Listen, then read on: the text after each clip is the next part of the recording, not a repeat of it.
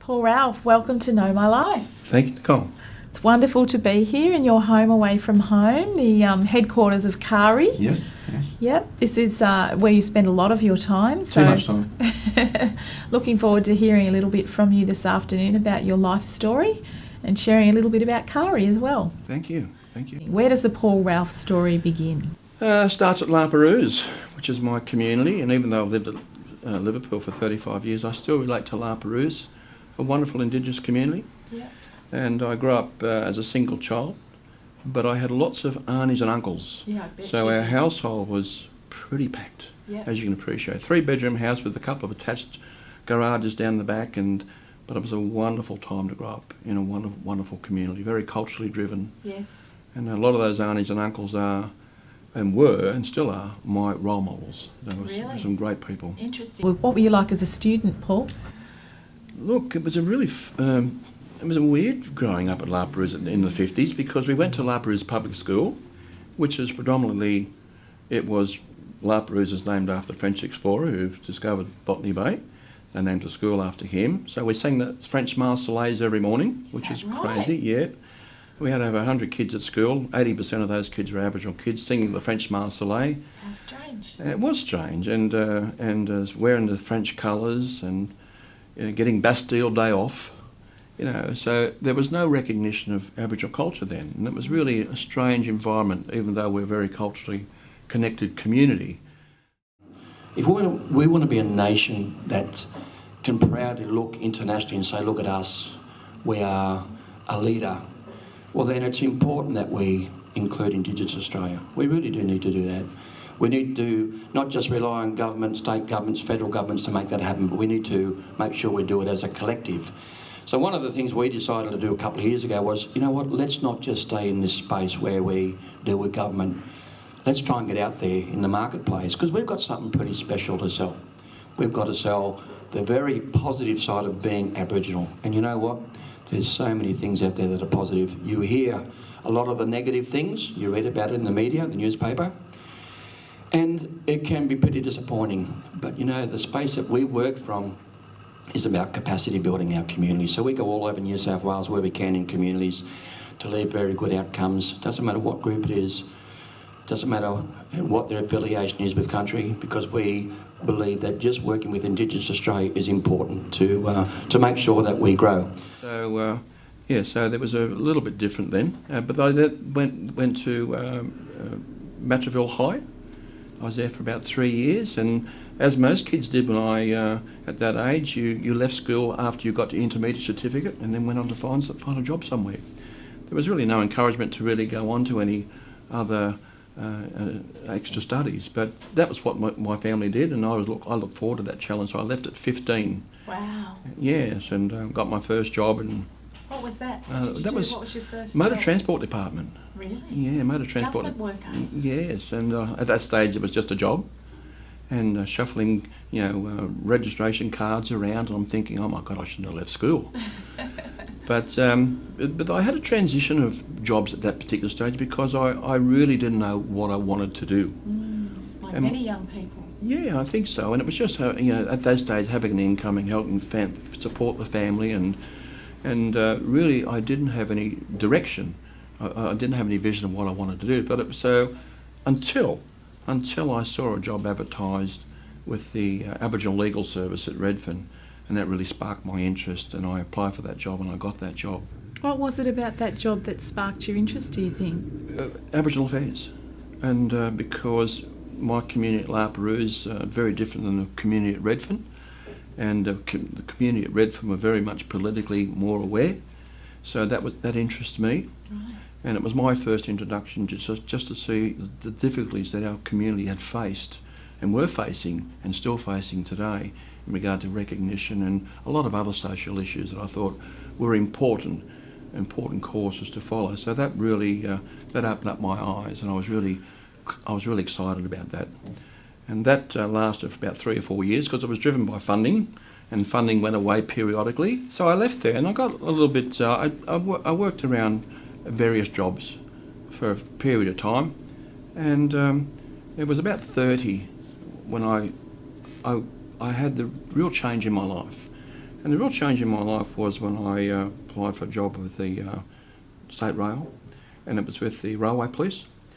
And that was a real cornerstone for me in regard to another direction. I stayed there for about 8 years, and I learned a lot from that. I learned a lot about life. I learned a lot about seeing the best in community and the worst in community. It really broadened my view on the other side of the law. Yes. Which was I was with the legal service on one stage, Yes. then the other side. But it was a good introduction for me to understand how that system works. And then I had a young family at that particular time. And I forgot to tell you, I got married during that time. You got married? I got married to my beautiful partner, my best friend Cheryl, and we've been together for 43 years. Wow. And we got married when I was 30, so at the same time I actually moved out and looked for the job at State Rail. So she's been with you a huge part of this whole journey through life and through KARI, certainly, which we'll talk about later. But yes, she's a very important person in my life. How many children do you have? Got 2 beautiful children. Okay, well, Casey is the oldest, and Casey works here. She's been here for a long time now, something like 10 years, and she's progressed up to the position of the Chief Operations Manager. As I said, she's a dynamic young person, a real leader, and one of those people that I think is going to make her own way in the future in regard to what she's going to leave behind. She's very dynamic. Yeah. My son Blake, he's been a part of the service for a long, long time. I love the commitment and the passion that he brings to the service. He runs some very important programs for us in schools and out of schools. And as I said, he's been on a journey as well. He's a wonderful entertainer.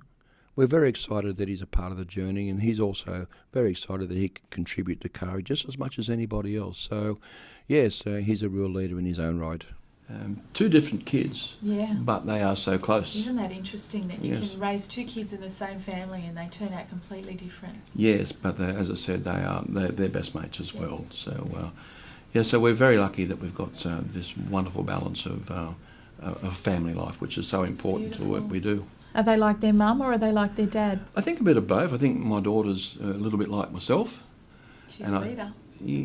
Well, my son's a leader too, but he's very much like his mum as well. Yeah. So I think that's a good balance to have. Yeah, that's nice. KARI. Mm-hmm. So how long have you been working with KARI now for, Casey? I've been at KARI for just over 10.5 years. Wow, long time. Long time, yeah. And how did you come to be part of the KARI team? I've known about KARI since its inception. Fortunate enough that my mum and dad were the co-founders of KARI. And so in 1999 when KARI was created, I was part of the journey in the background. So I always knew what the purpose of the service was, but really didn't have an active interest. I was finishing up school and I had my own desires and ambitions. It wasn't until I finished my teaching degree and was actually working in a high school that I found myself given the opportunity to take on the Aboriginal education portfolio. I became quite passionate about it. Education is just such a powerful tool, and I saw my role of working with Aboriginal children to make sure that they were successful and had the best opportunities in life. And when I started working with those kids, it became highly evident that not only were the academic areas of concern, but a lot of the social welfare issues were the main course that was inhibiting the kids from actually growing in that learning space. So in that role, I found myself, social educator, social welfare role. So I was in the homes, I was doing relationship buildings with, mums and kids, I was linking kids to paediatric appointments, I was attending multiple appointments outside of the school sphere, just in order to make sure that, kids had the best opportunities to grow up and just be resilient little people, as opposed to having a multitude of weight on their shoulders. So you were a one-woman KARI, in effect? Oh, I was my own little caseworker with a teacher title. Yeah. Wow. So one of my friends actually had a caseworking position at KARI, and a position was becoming available. She was going overseas to work, so her position was becoming available, and I actually asked, what's it actually like to work there? Day-to-day working, what are some of the issues that you're seeing? What are some of the, the referrals that are coming in? What are the impacts of the kids that are coming in? And she gave me this glowing snapshot of what it's like to be able to work in an area that can be so rewarding. Yes, it's confronting and you see some horrible things, but the ability to make real impact exists in that role. So I actually filled out the application, submitted it, and the day before the interviews, I was still living at home at the time, Paul came home and said, look, I can't be on the panel for tomorrow's interviews, you've put in an application, can I ask why? And I said, I wanted to do it on my own merits. So, you know, you're not on the panel, if I get the job, I get the job, and that way I know that it's been, you know, won on my own merits. So I went in there on the day, I interviewed, I was offered the position within community programs in the casework team. I chose the casework role just upon the impact that I'd been having in the school, and 10 years later, here I am. So what's family life look like for you today? Look, we do try and find the time together. We try and manage that. But my family life includes our external families as well. So my wife's families, we're very close with them. Where we can get together, we can. And very much with my own family, my dad's family, who are getting much older now. So a lot of my aunties and uncles, sadly some have left, but some are still here, we're very grateful for that. And that bond that we have within our family extends to the extended family. It's a wonderful connection, and I think that's the spirit that I have, knowing that those people have been instrumental in, not just myself, but a lot of my cousins as well, who have been very successful. It comes from those people, so family is everything. Yeah, I can tell, and having people that are part of your immediate family even working in this organisation demonstrates that. Yes. So I can picture you doing some family catch-ups outside in the kitchen or the lunchroom, Paul. Yeah. You'd be that busy. Look, it's a balance sometimes, and sometimes it's difficult. And as you have to separate the personal from the professional, we do that very, very well. And but we're not alone. There's a lot of businesses out there, and family business, that have those challenges, and we have those challenges as well. So when we first started out the business, that was myself and my wife. That's 2 people, and that's the whole family. Well, now we have 93 staff, so we only make up a small percentage of the staffing levels anyway. But as I said, balancing personal life and professional life can be challenging, but it's something that we do. We do it very, very well. Fantastic. What do you do outside of work? What are some of the other things you I'm a bit of a couch potato, I really am. I used to play a lot of sport, and I used to do those sorts of things, but I think I'm approaching that age where I want to balance that so that I can put a lot of my energy into KARI, and I think I've done that. I think I do that more than most times now, so it's very much centred on here, work, and immediate family. Yeah. And what was your sport of choice when you were a young fella? I used to play golf. Any good? No. No Tiger Woods? No. A lot of times in the woods. But and also a bit of fishing. Right. Because my people are Yuin people, and they're saltwater people, so that's the connection, spiritual connection that I have to the ocean. So my son has that same connection as well. Wow.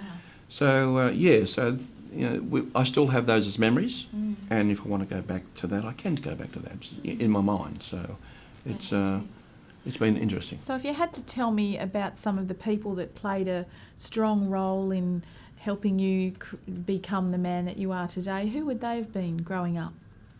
Look, my mum's been a real leader for me in my life, and my dad's been a good supporter for me throughout his life as well.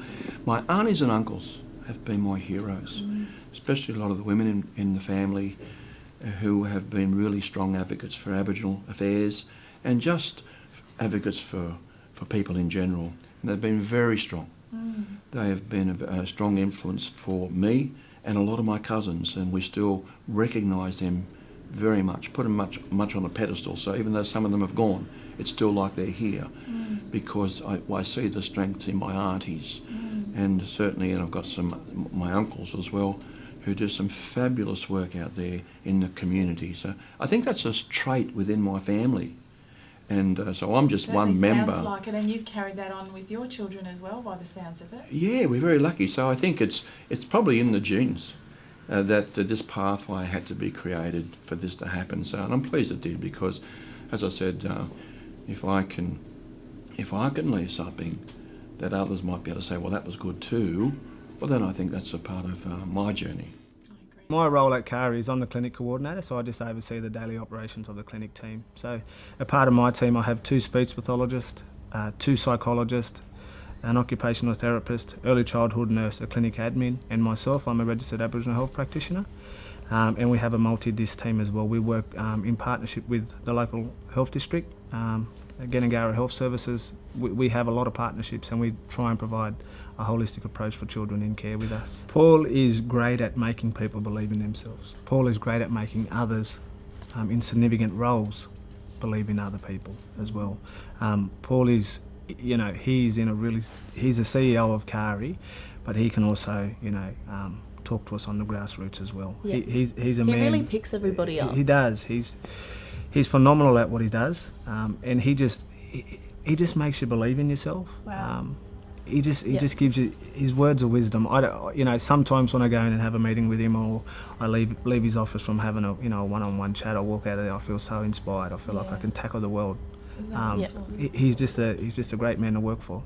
I received an email yesterday from a carer who said that the young child was going through some difficult times as the natural parents was sort of being really negative towards his child, and sort of just using bad language towards his child, and the natural parents ain't sort of in the best frame of mind at the moment, and taking it out on the young person, unfortunately.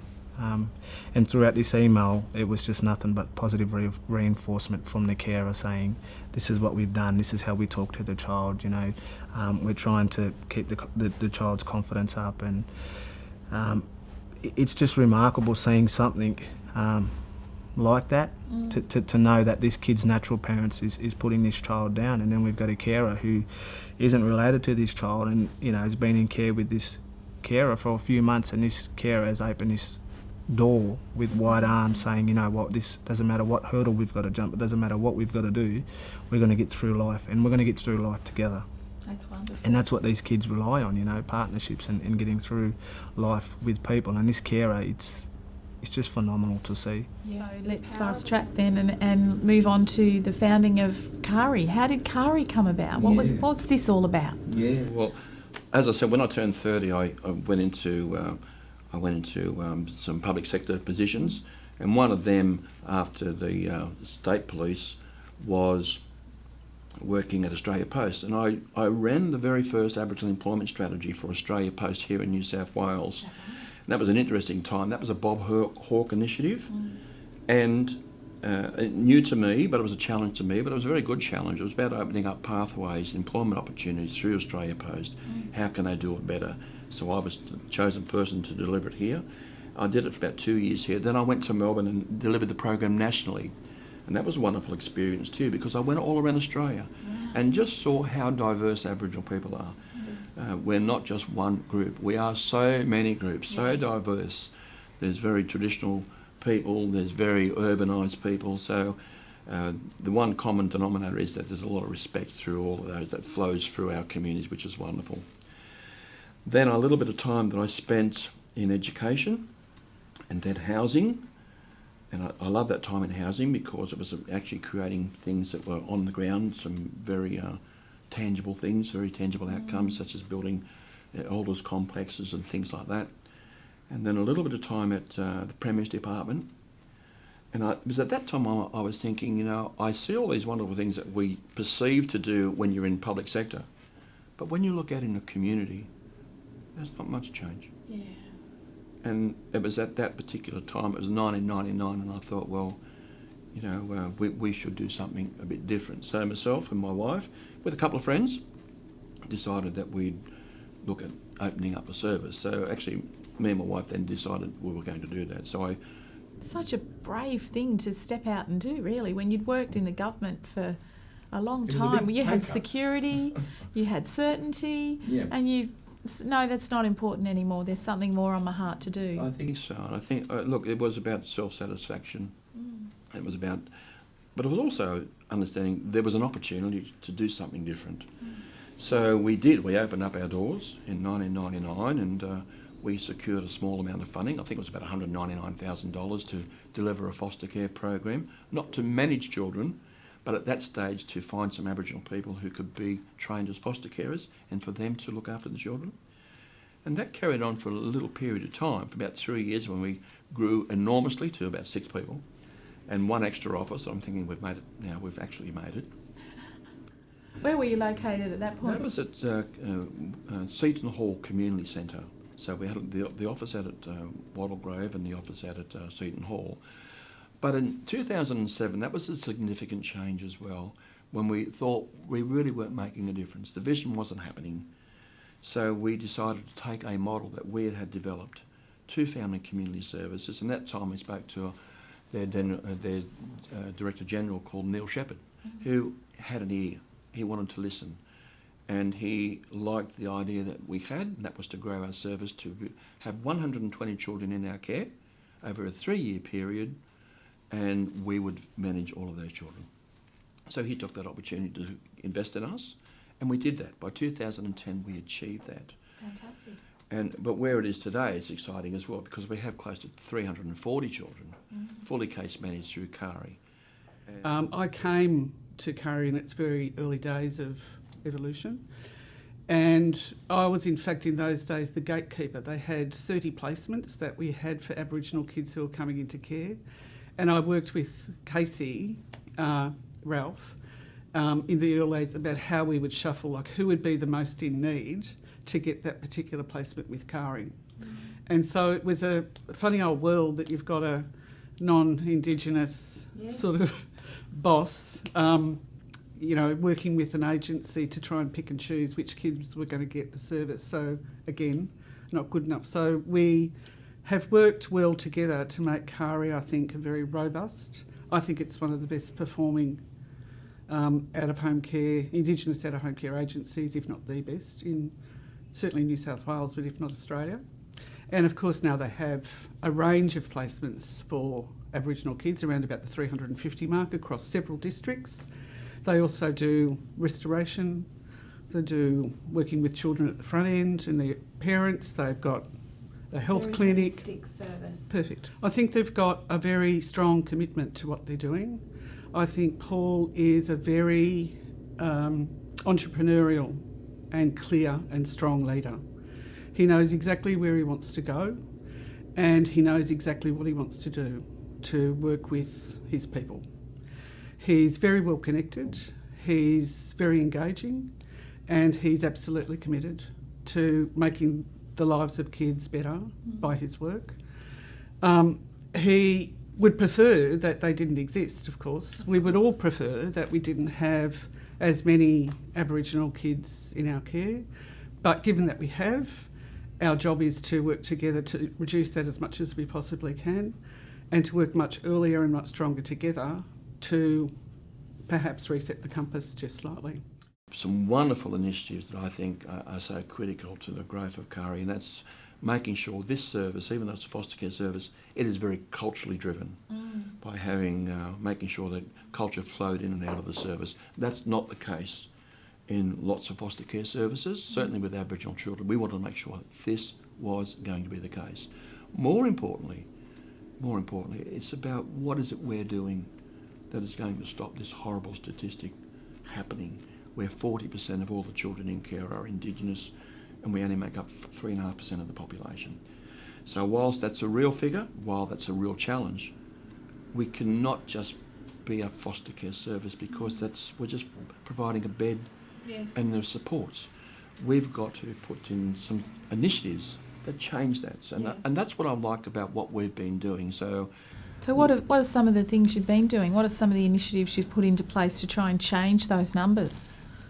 Lots of effort being put into education. So we do lots of work with school education. So putting in programs that are culturally driven. We've had our school scholarships program for a number of years now, where probably 1,000 children have received a KARI scholarship to go on to higher education. So that's years 11 and 12. We're growing that scholarship number as well. When I was 15, I was asked by my school to participate in a program called the Vocal Identification Program. Wow. Yeah, it's a joint partnership between the Department of New South Wales Education and KARI Aboriginal Resources, and they run singing workshops for teenagers and younger students as well. You're a singer. I am a singer. I'm not going to sing, but I can sing. And I loved it so much. It was such a great program. I got to meet Blake Ralph, Paul's son, and I asked him to teach me to play guitar. And then I met Shelley and his wife, Paul's wife, and then she we became good friends, and I said to her when I was 19, do you guys have anything available? Please let me know. I'm in desperate need of a job because I hate mine. And they said, we would love to have you as a project officer. And so I did that for a year. And That was a good resume. yeah, when I started, there were, if I'd have graduated when I started my degree, Yes. I would have been one of 7 Aboriginal speech pathologists. I know. So I would have been 007. So I was very excited to become 007. But the statistics are changing now. So hopefully, you know, it continues to increase. And what I hope to do through getting my speech pathology degree is being able to help children, but being able to inspire them to reach their own academic journey and perhaps become a speech pathologist or, you know, Wonderful. whatever they want to Number do. as well. And there might even be a scholarship given to somebody who's not even coming to school. Well, how do you How kids... does that work? Yeah. Yeah. Well, it might be that young child's at home, looking after mum, looking after the family. That is the priority for that particular child. So in the interim, we'll say, let's work with the family, let's get you back to school for a couple of days a week. Wow. Because your education's important. We have the opportunity, sadly, to miss so many very intelligent, smart, capable children because of the system that is a bit closed. So we try to find ways how we engage kids more, keep kids entertained, make sure that their self-esteem is still high.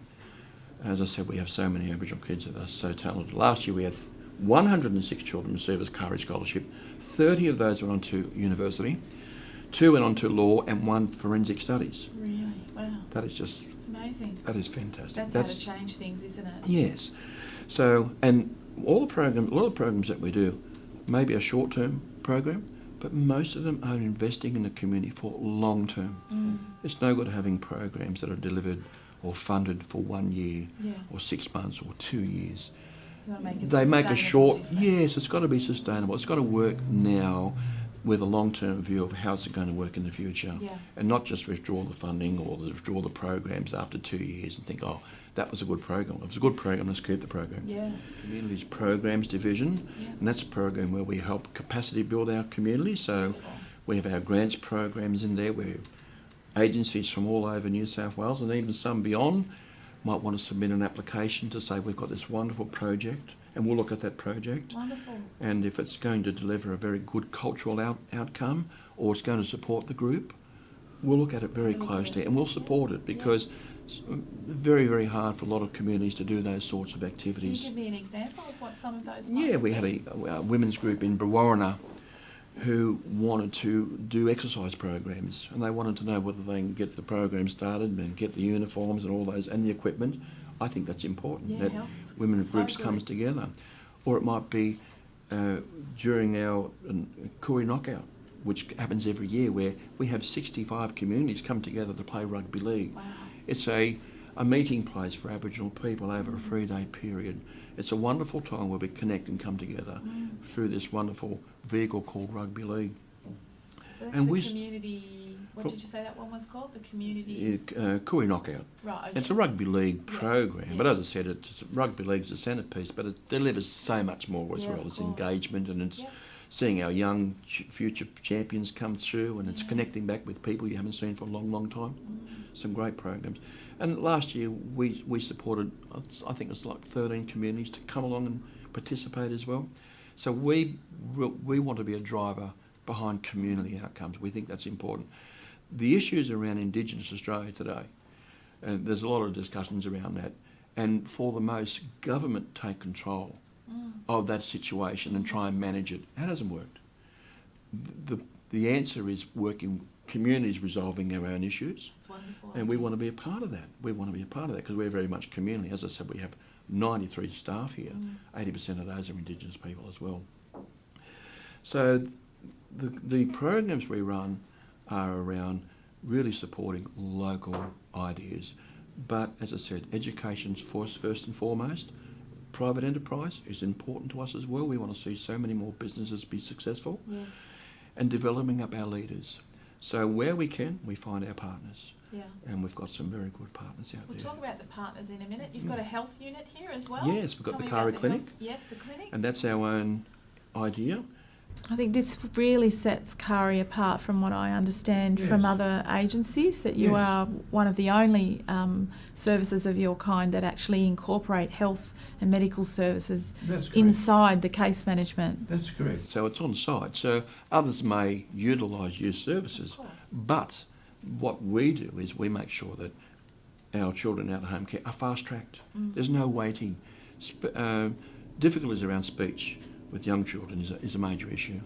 So having speech pathologists on site who can deal with those issues straight away is so critical to a child's development. In those very early years of a child's development, if we do not pay attention to what those needs are, then you can miss out on so much.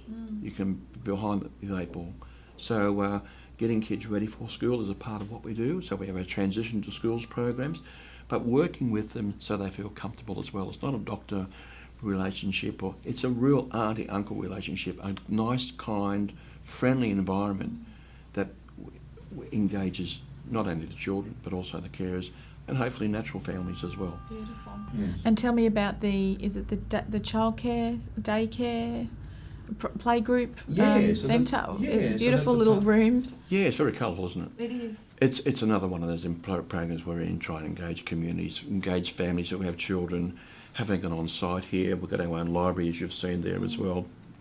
And it's not just for the out-of-home care program, but in general, for other programs, our Brighter Futures programs, or just, as I said, There's just so in many general. things, so many services that you're Yes, offering. yes, yes. Wonderful. And the other important service is, which is also a KARI-driven project, and that is the cultural unit. Yes. And you that looked is- at that earlier. Beautiful. That is also, to me, it's just an absolute necessity if you're running a foster care service, and especially for Aboriginal children, that you have a unit that can actually, in the first instance, look at a child, talk about where they're from, find their history, find their family, so they know exactly all about themselves, Isn't where that they fit in beautiful? society, and they can keep this on their journey. And we build on that. It's no good, I mean, retracing the steps of the stolen generation. We should be learning from that. Yes. And this is a perfect opportunity to ensure that a child does know where they're from. They are very culturally strong, that they participate in activities that make them feel very good about themselves. Their self-esteem is an important aspect of their lives. Their development is an important aspect of their lives. So how important is that cultural unit in the context of the services that you offer? So I imagine that's probably something that could be seen as being potentially a nice to do thing, or a maybe even an unnecessary thing to do. But in KARI's view, how significant is the cultural unit and the importance of those kinds of activities to what you're doing here? There's a real dilemma at the moment around identifying Aboriginal children or Aboriginal people. And if we've had the case where some children have been delivered to KARI as referrals, and we've taken those referrals on, and we've found out later on that those children aren't Indigenous at all. Oh, okay. Now that's when you start to put programs together and provide them to children on the expectation they are Aboriginal, such as cultural programs and connections. We don't want to do any disservice to any child or family. But the question also beckons to be asked, how many children are out there in the foster care system that are Aboriginal and have been identified? Yes. So identifying in the very first instance is critical, Right. and asking the right questions is critical, for the very good reason of we don't want children in foster care. Nobody does. We want them at home. We want them at home with mum and dad or with extended family. Sure. So if we can identify a family in the very first instance, well, the best place for them to be is at home. Yes. Everybody's a winner here. There's a huge cost to this state government in running out in child protection programs, and this is something that should be first and foremost. Yes. Because not only does it help save people and link people back to family, it saves money in the long run. Makes sense to me. That's really good.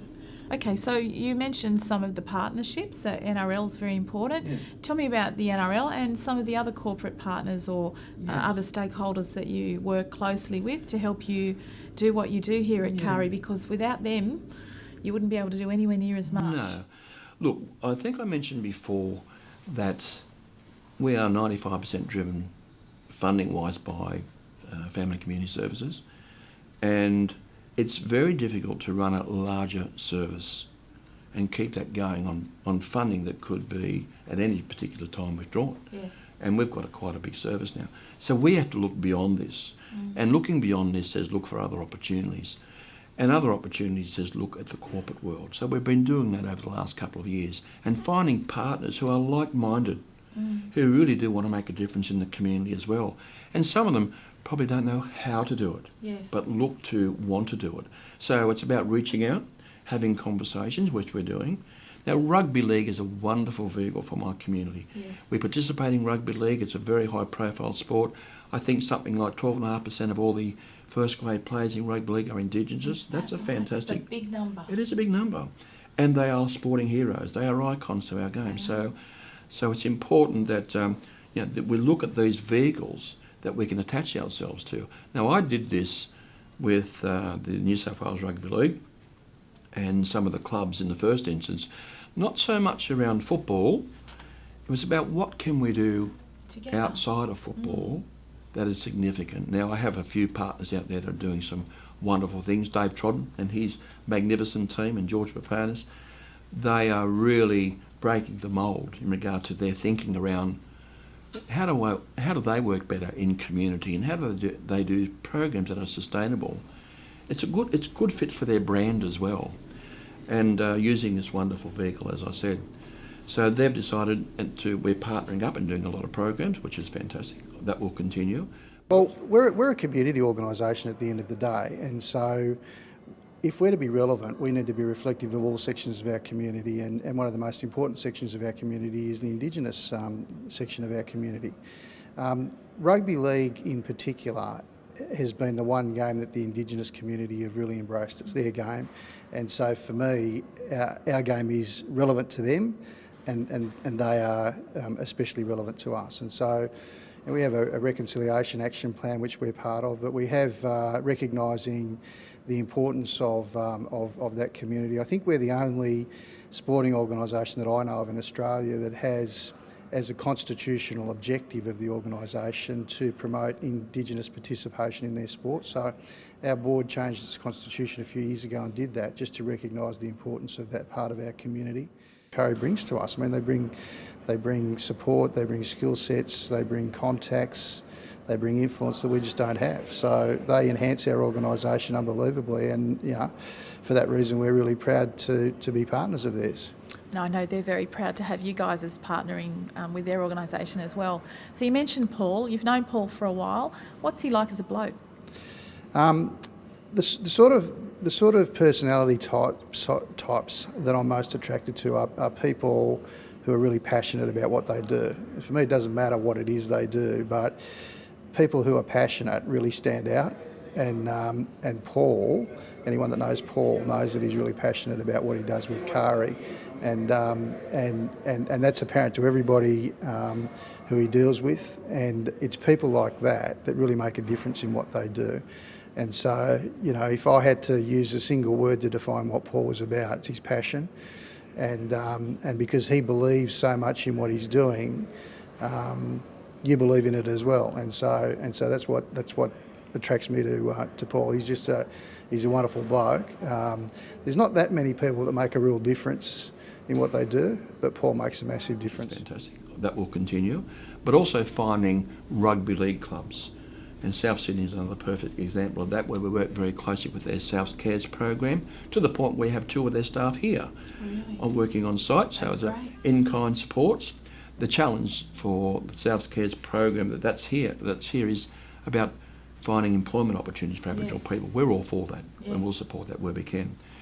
So working with a club that really has a vision to work with the community is important for us. Rugby league is, as I said, is just the vehicle. But once again, it's also about attaching yourself to a well-known brand and raising the profile of Indigenous. I'm a very proud Aboriginal person. I love my culture. I tell everybody wherever I go, I come from the greatest culture in the world. And I think that's what I want young kids to say, and young people to understand and be very, very proud of this. And everybody to recognise, yes, there are social issues for Aboriginal Australia, right across this nation. Absolutely. There's no doubt about that. Yeah. But there are a lot of successes. And there are a lot of opportunities for us to be more successful. So what kind of corporate partners would you like to start the conversation with? What are some of the characteristics of organisations that would be a good fit to partner with KARI? Interesting. I look for the major industries who really want to make a difference, or those agencies that are looking to invest. The Crown Resort is a partner, and we've just formed a good partnership with them. So it's about how can we further that relationship. The Commonwealth Bank is another one, so we're doing some in-kind supports with them at the moment. Now they're looking for some learnings around Indigenous. We hope we can provide some of that as well. So it's a two-way thing, really. It's not just a one-way, we'd like a handout. There is opportunity and benefit for the partner as well as for KARI. Yes. That's wonderful. Let's work with our key partners. So we've got some here today. The Commonwealth Bank is one. Noel Prakash is here, a great partner. Dave Trodden from the New South Wales Rugby League, another partner. South Care is another partner. We're finding our industry partners who say, guess what, we want to support you in what you do because it's so important and it's so critical. So a real good analogy is every year, and it's on the 26th of January, Australia Day. And we're a part of what they call the Corporate Club Australia, first Aboriginal service to be in that network. And we're on a boat, sipping champagne, celebrating Australia Day. My brothers and sisters are also on the shore throwing rocks at the boat. But you know, we've got to be in the boat. It's critical. So this is a part of the boat. This is about us being in this space to work with our partners who are like-minded, to say, there's that adage that we have in Australia, everybody deserves a fair go. Well, when you've got 40% of all the kids in care are Aboriginal, that's not a fair go. When you've got 48% of all the kids in juvenile justice, that's not a fair go. 52% of all the young women in jail, in juvenile justice, that's not a fair go. So I'm not here to push that. I'm here to say, let's work on the successful side of Australia, Aboriginal. Let's work together to make this space a better space. We can do this. We know we can do this. We know we've got a great company here that has been on a long journey for 17 years. And we're now finding all of our like-minded partners who can say, how can we help you and how can we help you? And that's important as well. What can we do for you as well? I think another good partner is the police. Yes. So we do these wonderful programs, as you know. We talk about the Deb Balls that we run. We've been doing it for a number of years. But it is about sponsoring the police programs, and that was the first strategy that I had working with the police, was sponsoring some of their programs so that they can understand that it wasn't me coming to them asking for something, it was me going to them and saying we have this opportunity to do even more. Aboriginal communities and policing have been issues over the years. There's a lot of issues around social justice, as you know. So we'd like to promote some really good relationships. How can we do things better? And some of the ways to do that are providing programs such as the Deb Ball program, where you saw that the police officers were the escorts. Yes. And I think that's important. And again, corporate partners donating dresses to the young debutantes. Yes. And volunteers coming in and doing the hair and makeup, and we've seen some photographs of those events today. What a great initiative. Yes. Great way to build relationships between police and community. Absolutely, and it changes their perceptions as well. And as I said, all the wonderful photos you saw are sitting in those police stations as well, as evidence that it can be difficult when you're working in a policing environment because what you're normally called to are situations. Yes. But outside of those situations, we have a very flourishing community, a wonderful community, who are very much community minded as well, just the same as anybody else, who want great outcomes for themselves and their community. But it's about changing perceptions. Yeah. So that's another partner that we want to develop over the years. Yeah. But as I said, finding those corporate partners who want to invest in what we do, because we've tried to create a one-stop shop here. And I think the one-stop model really works, because if your child is in out-of-home care, there's other entry points you can come here and be still valued and respected. And that word respect is centrepiece for any Indigenous community. It's a wonderful word. It's a word we've had for thousands of years that we still use very clearly. Yes. And that's a word that we want to start the relationships with, respect, mutual respect. The relationship sort of just developed when I was at the Rabbitohs. Got to know Paul Ralph really well and got to see exactly what KARI did and the impact that KARI did have on the community, and not just their local community, but the overall Indigenous community. And when Paul asked me to come on as an ambassador, I was very honoured, proud to be put with such a great organisation like KARI. Now I'm working with the scholarship program, working with the young kids in schools.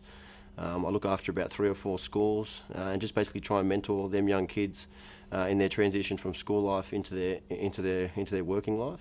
Background has been in foster care, Indigenous foster care, and again at that time I remember Paul and Blake coming in, and Paul just giving us some of the stats about how many Indigenous kids are in care and what they're doing to help.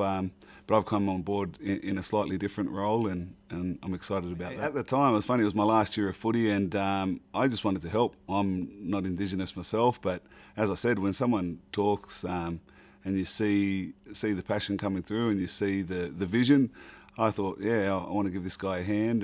And so, Paul, looking forward now then, you've 93 people working here now. You've managed to go from you and Cheryl, your wife, to 93 people. What's the future look like for KARI?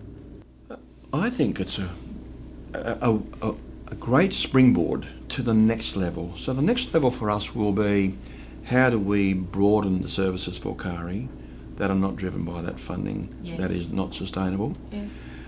But at the same time, how do we ensure that we run a foster care service that is going to be looking to support Indigenous kids in out-of-home care? So we're going to be very strong advocates to make sure that all Aboriginal children in care receive this quality care. Great. Now, at the moment, that's not the case in lots of non-Indigenous services, where it should be the case. Yes. So we have a political battle there, and we're not alone in doing that, to say we have an opportunity to really make that right.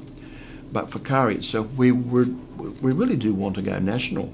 Now that's a big challenge. It is a big challenge, a big dream. It is a big dream. And we're crossing a diverse community of Aboriginal people, so there's lots of discussions to have there. But what we do is we would like to leave great outcomes. Yes. So all the programs that we run at the moment do deliver those outcomes. So how can we build on those outcomes? How can we build again? And wherever we go, we're just seeing some growth of some way in regard to Aboriginal people, whether it be through their own businesses or individually, their own self-development, or even helping other community groups. And I think that's important, because we can't be everywhere, nor do we want to be everywhere when the other groups want to be there as well. Yeah. How can we help them? Partner with them, collaborate. How can we help them be stronger? If they want that support, we'd love to provide that support. And how long have you got left in you doing this, Paul, do you think? You're going to keep doing this forever? That's a good question. Look, one of the things that we've done over the years is to make sure that we have a wonderful board. And I can't say or speak highly enough of the board that we have at the moment. Quality people. So I'm very comfortable to think that they'll make some right decisions on who to get next. Yeah. But we've also got some wonderful pathways through KARI where people have come through the system. So, I'm very hopeful that it will be its own entity over a period of time, that it won't matter who comes and goes. Yes. It will just be strong. That's wonderful. That's terrific. Well, you've done a great job, and it sounds to me like all of the things that you've done in your life, from the time you left school to now, have all brought you to this point. You're using the skills that you've developed along the way, the knowledge you've developed along the way, when you're travelling around looking at the different communities, working in Australia Post, learning and development, all of those things, policing, have come together to provide an amazing set of skills to take out into your community now. You're doing a wonderful job here, so well done. Thank you. And thank you very much for sharing your story with us this afternoon. It's been wonderful. Thank you very much for the opportunity. So, Paul, there's a saying that behind every great man is an even greater woman.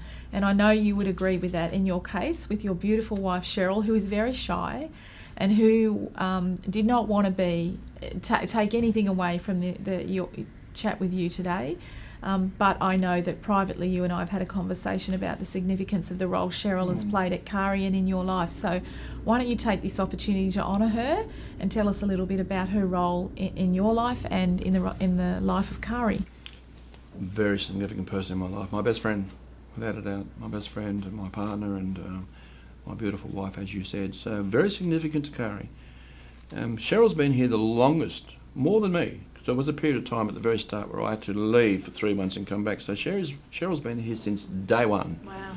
And so she did set up the all of the accounting systems that were used for, I think, something like 10 years after that as well. And really behind me. So a lot of my decision making is done, as you can appreciate, at home. Yes. And a lot of those, my role doesn't give me too much of an opportunity to talk to too many people about things that I think are important. But as you know, with your partner, you talk about everything, and I've done that.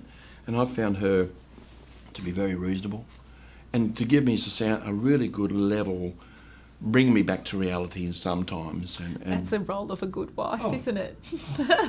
Keep you grounded. Absolutely. And when you need that. So I can honestly say that the growth of KARI can be a lot attributed to my wife. Whilst we've grown and whilst my name's gone out across the sector, she stayed this very quiet person in this back role. And she's done that happily. She's She a very has done that humble happily. woman. It's been difficult at times because sometimes people come into the office and they say everything, who are you? Yes. And it's very difficult. Cheryl's, they're not knowing that Cheryl is the founding member and so important in the role of KARI. So I can, even today, even up to today, those decisions that I have that I talk about, I discussed. And I know that I have a very level-headed sounding board there. And she's very, very much interested, just as much as my journey. Very passionate, just as my journey is. So I'm very, very fortunate. You are. You're a lucky man. Very much. Very good.